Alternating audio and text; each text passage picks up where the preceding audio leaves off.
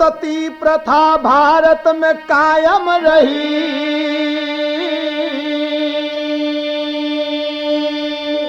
जबरी से नारियों को जलाया गया।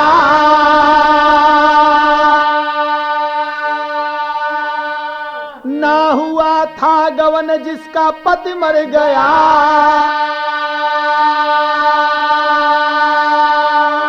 मृत्यु की सेज पर ही सुलाया गया।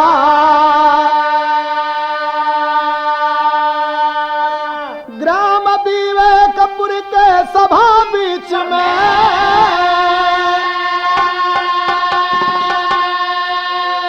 पक्ष में नारियों के कहे चौधरी, उस पुरुष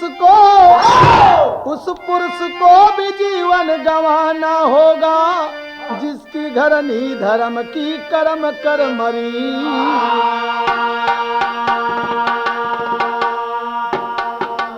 ग्राम विवेकपुर में एक बार बहुत बड़ियार पंचायत जुटल।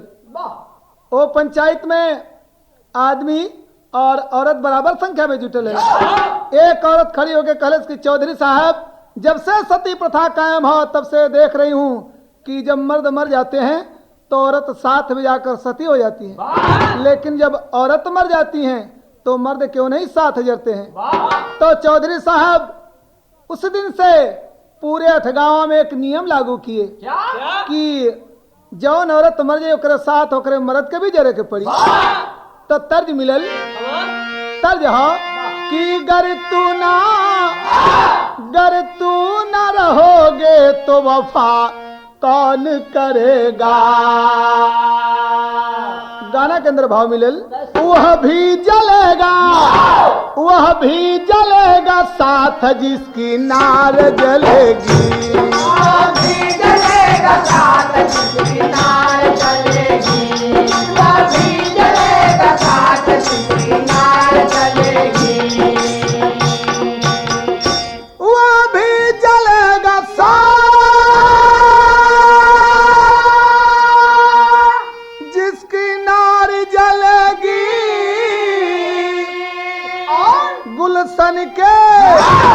गुलशन के साथ में यारो बहार जलेगी।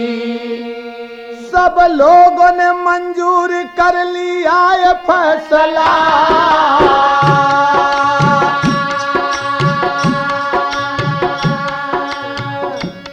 लेकिन ना कोई सोचा किया जाएगी भला।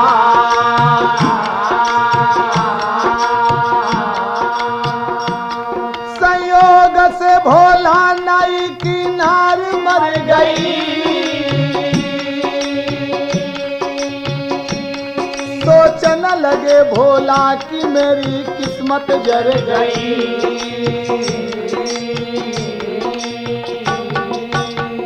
वही गांव में एक भोला रहलन। भोला का उम्र 22 वर्ष रहल। पहले बार औरत गौना अली। फैसला के 4 दिन बाद जन हो भोला का औरत गुजर गई। भोला सोचले कि रे बाप ई तो देखा थी कि फैसला का पूरा जन हो परिणाम पहले हमरे ऊपर आवे के रहल का। सोचे लगलन तो यहाँ तर्ज मिलल फिल्म मैभा मतारी से। पाया लिया छमकल रात कोठे पर, पाया लिया छमकल रात कोठे पर। बिजुरिया चमकल रात कोठे पर। कमरिया लचकल रात कोठे पर। रात कोठे पर कमरिया लचकल रात कोठे पर। गाना के अंदर भाव मिलल। बोला सोचत का हुआ कि विपतिया आइल विचार कर भोला।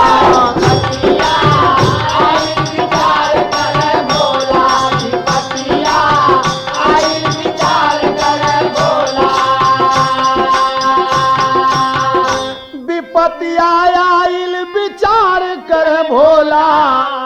मौतिया आइल विचार कर भोला गौआ के लोग हमें दई है जलाई कहवा हम भाग के परनवा बचाई अफतिया आइल विचार कर भोला तेरी के अंदर भाव मिलल कानूनिया सबके खातिर बनल बा चाहे धनी हो निर्धन जवान या पुरनिया कानूनिया सबके खातिर बनल बा चाहे धनी हो निर्धन जवान या पुरनिया कानूनिया सबके खातिर चाहे धनी हो निर्धन जवान या पुरनिया कानूनिया सबके खातिर बनल बा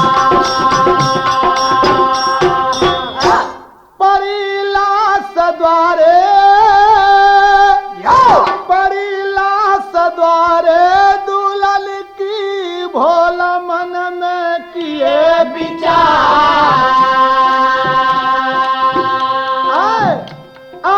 परिलास द्वारे दुल्हन की भोला घर से चले पड़ा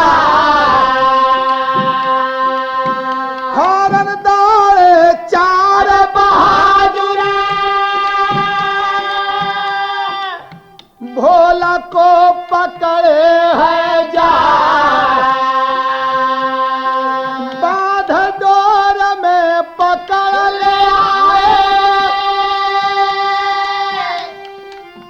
लाठी के पालकी बनाया रे भारी भीड़ लगी सब बोले तोड़ा रहा कानून लगा तोड़ा रहा कानून लगा तोड़ा रहा कानून लगा चौधरी साहब कहलन कि भोला का तो पता ना हो और 4-5 जन हो 4-5 लोगन के दौड़ा के देखे लगलन और पता लगल कि भोलवा घर से भागल जब 4-5 आदमी पकड़ के लिए लन तो भोलवा से कहलन कि करे भोलवा चौधरी साहब का नियम तोड़त हुए और लिया के घरे के कैलन का कि एक चिट्ठी भोला बदे बनौलन और एक चिट्ठी उनकरे औरत बदे एक चिट्ठी में भोला जन हो सजावल गई कफन में और एक चिट्ठी में उनकर औरत सजावल गई दोनों जने के जब लोग जने चिट्ठी लेके चले लगलन तब भोला सोचत कहूँ अंधा कानून लागू भइले टूट प्रेम के धागे मसान पर रख दोनों लाश को गांव के लगवा भागे हो कानूनिया सबके खातिर बनल बा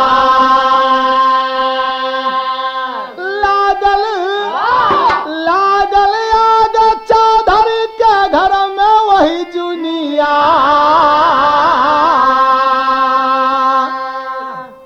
चौधरी के घरे में इतना बरियार आग लगल कि लोग मसान घाट पर कहले कि लाश से ही छोड़ दा और चला पहले जन है चौधरी के घरे के आगे बुता दा जब लोग जन है आग बुता बदे चल दिलन तब भोला का सोचत हुए यहाँ एक तर्ज मिलल ई भोजपुरी तर्ज है तर्ज का बोल बा कि पिया बिना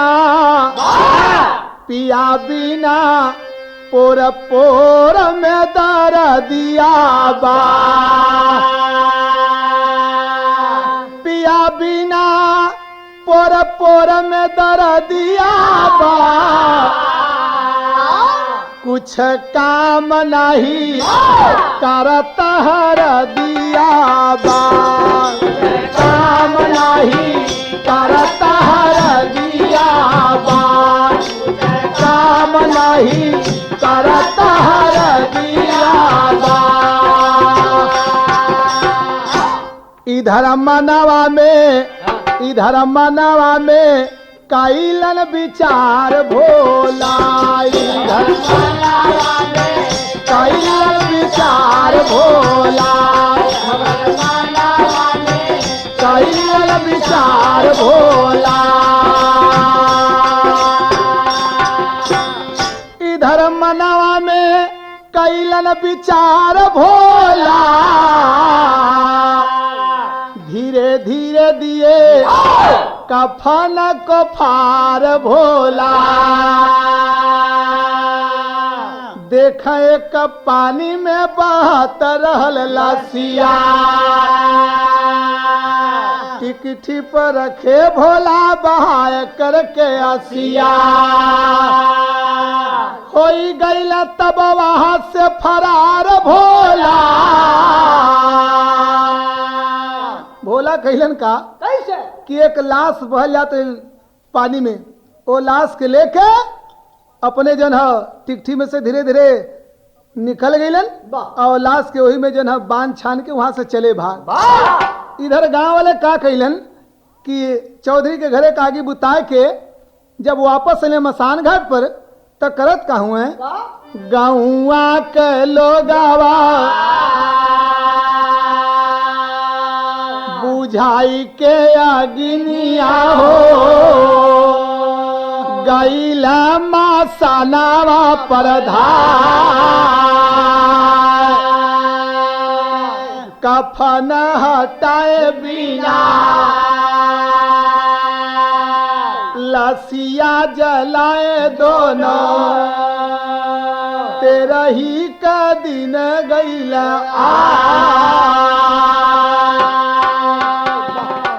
गांव वाले का कैलन कैसे हो मसान घाट पर पहुंच के कफन बिना हटौले जन दुनो लाश जला दिलन और ई ना देखलन कि भोला हुआ कि ना हुआ।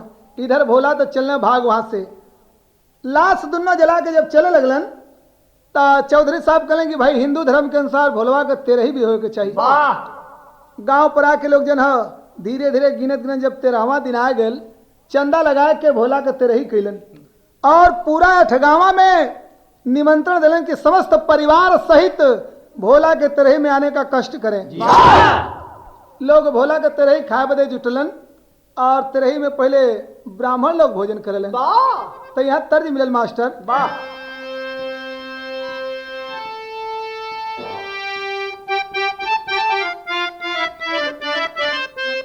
यह तर्ज है कि पिया हो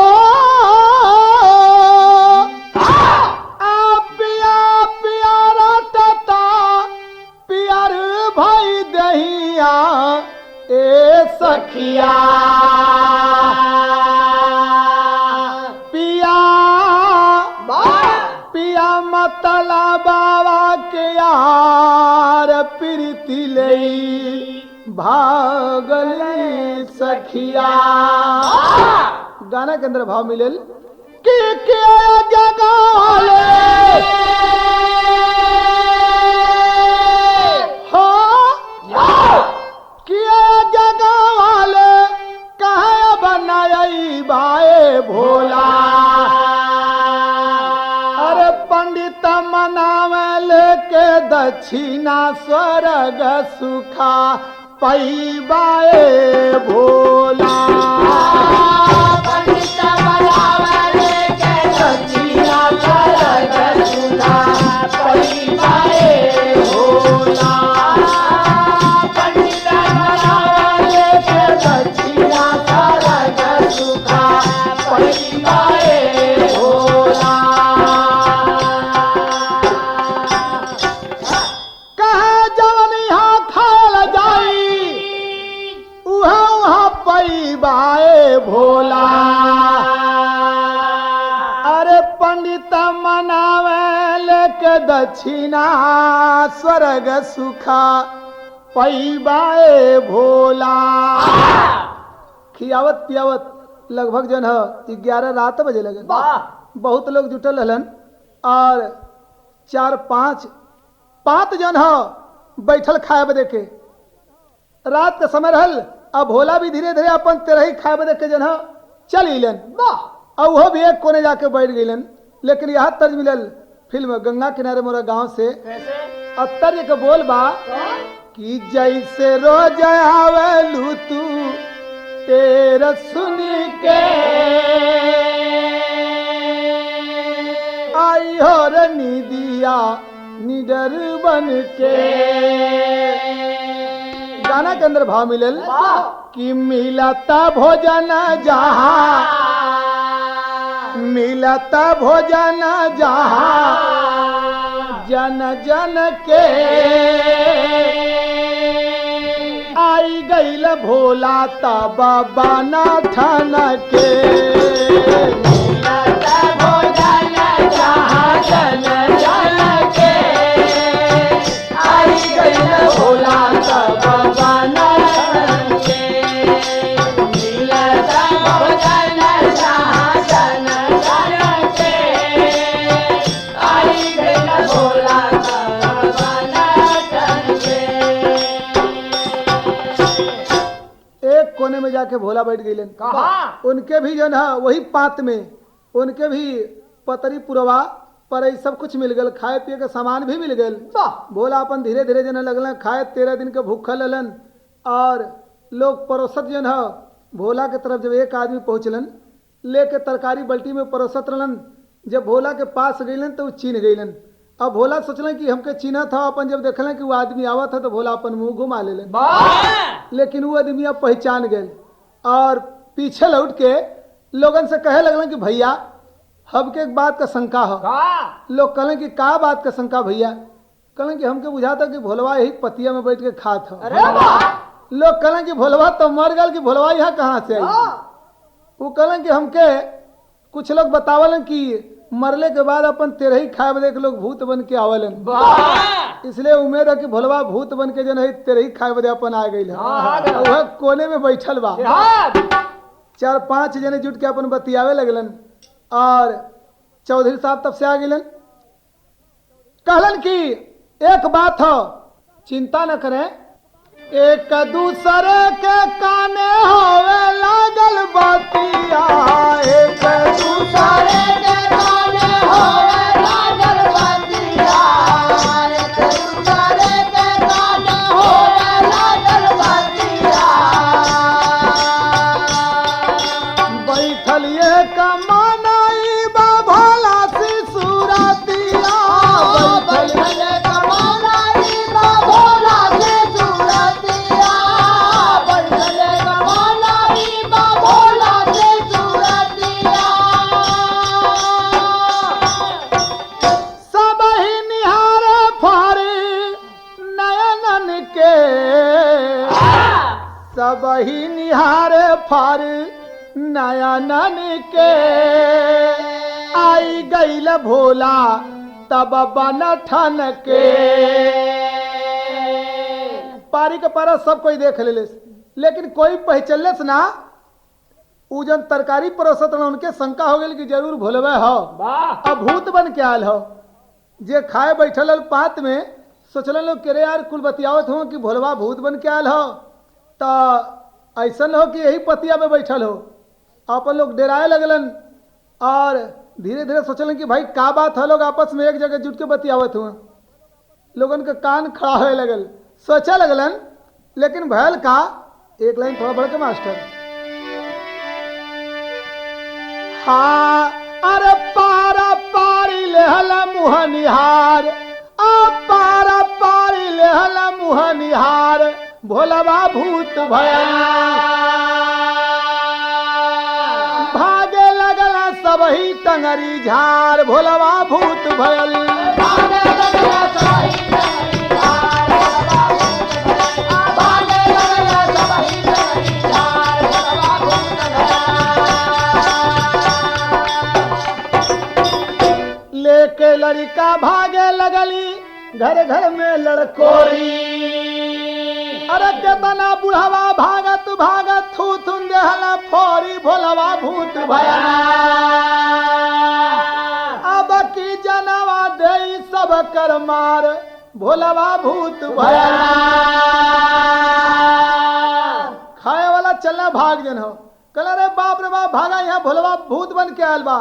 कुछ लोग उधर इंतजार करते कि यार हमने का नंबर कब आई खाए बदे के। जब देखल कुछ लोगन के भागत कहला कि का बात है यार, का भागा मर्दवा हसनी। अरे भोलवा भूत बन के आले, यही पतिया में बैठल रहल जन हो। और गांव वाले सब देखा थे कि बतियावत हूँ कि वह भोलवा चिन्हत हो, लेकिन यहाँ रुका मत, चला भाग यहाँ से। लोग भागे लगलन, जगह जगह जन हो घरे में दरवाजा लोगन के बंद होए लगल। लेकिन भयल का कि चढ़छा जन पे कोई डरवावे लेके लाठी भाला, ऐसन भूत का तहु ना देखल, गाँव छोड़ला जाला भोलवा भूत भयल।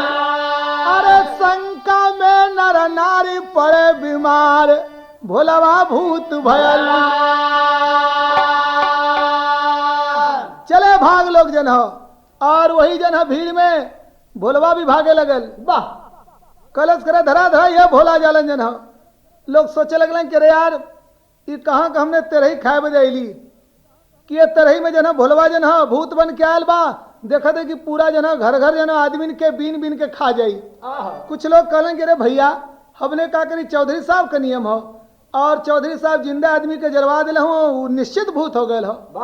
और देखा थे कि पूरा जन हो गांव के खा जाई। लोग शंका में बीमार पड़े लगलन। आल्हा में प्रमाण मिलल,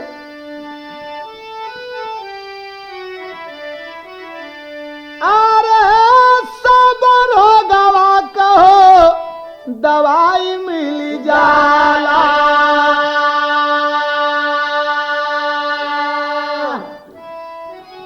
हाय अरे शंका का दवाई नहीं कहता हूँ पिता,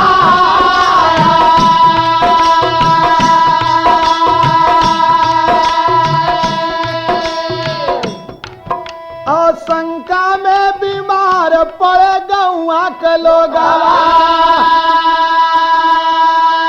भोला के मनवा में शंका बनल बा। अगर इकट्ठा हो के गौआ के लोग भूतवा के शंकवा में दैया हो मुआ, करके विचार भोला छोड़ दहल गौआ, आयल सरनिया सहरिया में जा।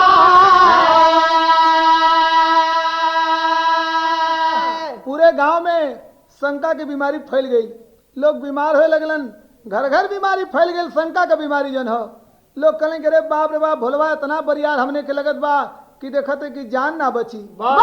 अब जन हो इधर भयल का कि भोलवा भी मारे शंका के मारा, सोचलत कि अगर हम बच जाब तो गांव वाले हमके मार के मुआए दी हैं, जाके शहर में जन हो अपन कारबार फैलौले, मतलब जन हो कि अपने बिरादरीन से मिल के और अपन रोजगार फैलौले कैलेस का कि कैंची छुरा कंघी ले लेस कर कि भैया जब हमारे पास पैसा हो जाई तो तुम लोगों के वापस कह देव, और जन हो हमके तब तक के लिए दे दा।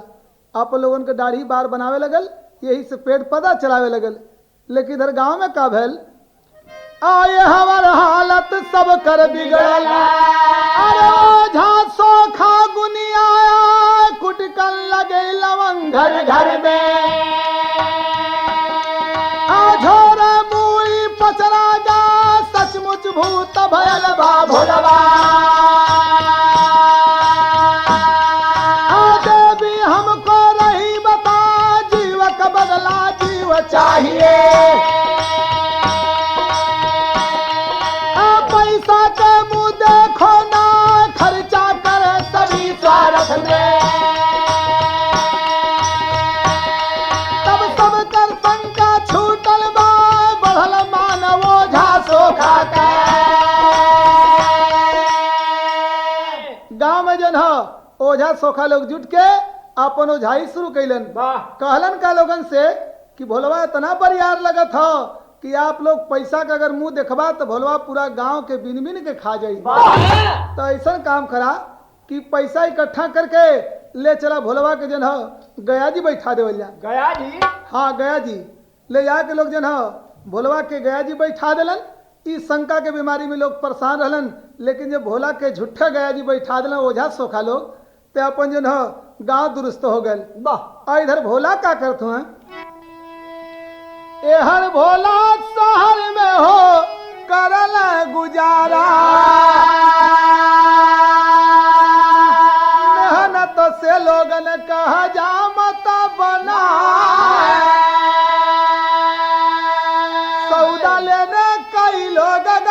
से गईला गईला सहरिया में भोला तब भेटा। जब गांव ठीक हो गल तो कुछ गांव वाले सौदा सामान ले बदे के बाजार में पहुंचलन तो देखा तुम कि भोला एक जने का दाढ़ी बनावत रहे। लोग कहले करे यार तो भोलवा मिल गए। पहुंच के एक जने जना कहले करे भोलवा तो यहाँ क्या करते बोल भोलवा है कि भूत है। भोलवा कहले कि हमके गांव में ले चला तब बताइब जन हो। लोग आके चौधरी से कहले कि चौधरी साहब भोलवा मिल गए। चौधरी साहब कहें कि लिया गांव में। जब गांव में लेके पहुंचलन तो पूछा लगलन लोग। भोला कहलन कि पंचायत जुटावा तब बताइब। जब पंचायत जुटल तो भोला कहलन का अरे हंस के बोले भोला तब बतिया खड़ी 400 अरे 420 चौराहा दुनिया चेता हो चौधरी। 420 चौराहा दुनिया चेता हो चौधरी। 420 चौराहा दुनिया चेता हो चौधरी। मुअल घोड़ा घास न खई है लाखों कराऊ मुअल आदमी के पीछे धन दौलत देता लुटा नहीं मिला पिंडा पानिया चेता हो चौधरी। करते पार करावा गैया बैतरणी में जा। क्या बैतरणी है ब्रह्मा घर जो कि दुहेगा अब ही छूटी ना नदनिया चेता हो चौधरी। कहलन का कि जौने समय आप लोग आगे बुताव दे गईला वही समय कमाल कैली। अपने जन टिकठी में से निकल गई वही में जन हम मुर्दा जन लिया के बांधली चले भाग हम जन देखा सही भोला ही भूत ना ही जन कहलन का कि ईश्वर जीव विनाशी आत्मा सब में करती मानवता की पूजा करो मानवता में रखो विश्वास तोड़ा लगा वाला कानूनिया चेता हो चौधरी। गुरु बिहारी गुरु गणेश गुरु रामलाल गा के स्वर्ग में से चंद्रिका कभी बचन से प्रेम लगा के कानूनिया सबके खातिर बनल बा।